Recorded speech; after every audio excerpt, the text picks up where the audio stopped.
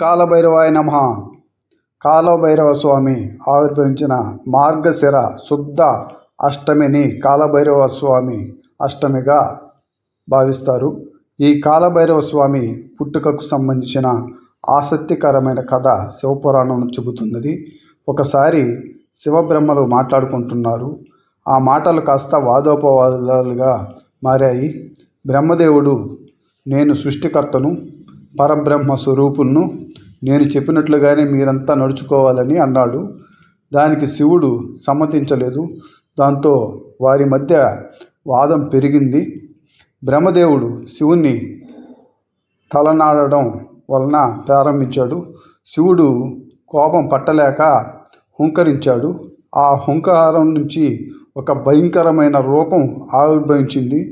మహోన్నతమైన కాయంతో, 3 నేత్రాలతో, త్రిశూలముతో, గదా డమరకంతో వంటి ఆయుధాలను చేతతో పట్టుకొని ధరించిన ఆ మహోన్నతమైన రూపమే శ్రీ కాలభైరవుడు. హుంకారాలతో జన్మించిన కాలభైరవుడు తన జననానికి కారణం చెప్పమని శివుణ్ణి కోరాడు. శివుడు ఆజ్ఞ మేరకు కాలభైరవుడు బ్రహ్మదేవుడి 5 శిరస్సులను ఒక శిరస్సుని ఖండించాడు. దీంతో బ్రహ్మదేవుని గర్వం అణిగిపోయింది. తిరిగి కాలభైరవుడు శివుని చెంత నిలిచాడు. నీవు బ్రహ్మదేవుని శిరస్సును ఖండించడం వల్ల నీకు బ్రహ్మహత్య మహాపాతకం సోకింది కనుక నీవు బ్రహ్మ కపాలానికి చేరి చేతితో ధరించి తీర్థయాత్రలు చేసి అని శివుడు సలహా ఇచ్చాడు. దీంతో కాలభైరవుడు బ్రహ్మహత్య పాతకాన్ని తొలగించుకోవడం కోసం బ్రహ్మ కపాలాన్ని చేతిలో ధరించి క్షేత్ర పర్యటన ప్రారంభించాడు. ఎన్ని క్షేత్రాలు పర్యటించినా తనకు సోకిన బ్రహ్మపాతకం విడవనందున మహావిష్ణువు దగ్గరకు వెళ్ళి ఆయన ప్రార్థించుతున్నాడు. అందుకు కాలభైరవ, నీవు శివుని పుత్రుడు కనుక శివునితో సమానం, బ్రహ్మదేవుని గర్వం అణచడానికి జన్మించిన వాడవు. నీవు ఎన్ని యాత్రలు చేసినా ఉపయోగం ఉండదు. నీవు కాశీ క్షేత్రానికి వెళ్ళి కాశీ క్షేత్రంలో అడుగు పెట్టినంతనే నీ బ్రహ్మ హత్యాపాతకం భస్మమైపోతుంది అని మహావిష్ణువు సలహా ఇచ్చాడు. దీంతో కాలభైరవుడు కాశీ చేరుకున్నాడు. ఆయనతో బ్రహ్మహత్య దోషం పోయింది.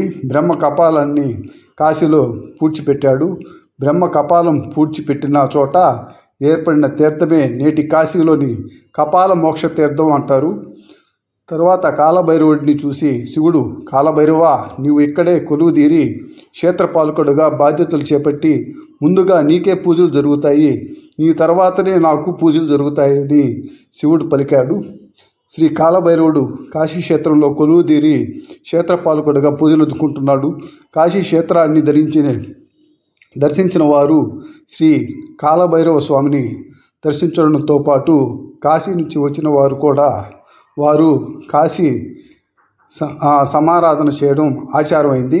కాశీ క్షేత్రానికి వెళ్ళి వచ్చిన వారు కాశీ విశ్వేశ్వర స్వామి వారిని పూజించడంతో పాటు వడలను చేసి వాటితో మాలను తయారు చేసి పూజానంతరం సునకమునకు పసుపు కుంకుమలు పెట్టి ఆ మాలను దాని మెడలో వేసి నమస్కారం చేస్తారు.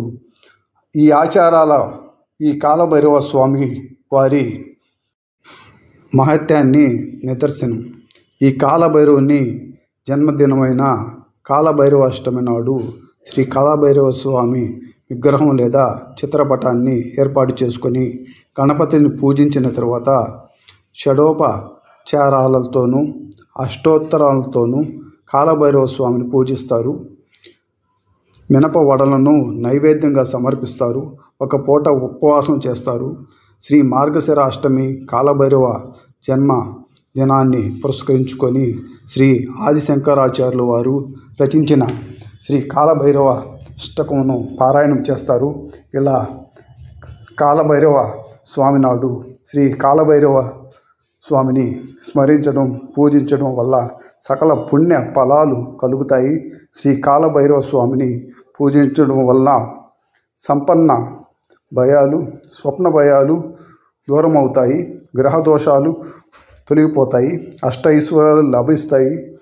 సంతోషం దుఃఖాల నుంచి ధరించి సంతోషం పొందుతారు. పిల్లలు సకల అభివృద్ధి చెందుతారు. పిల్లలు లేనివారు పిల్లలు పొందుతారు. ఓం కాలభైరవ స్వామియాయ నమః. ఓం శ్రీ కాలభైరవాయ నమః. ఓం శ్రీ కాలభైరవాయ నమః. లైక్ చేయండి, షేర్ చేయండి, కామెంట్ చేయండి, సబ్స్క్రైబ్ చేయండి. Thank you.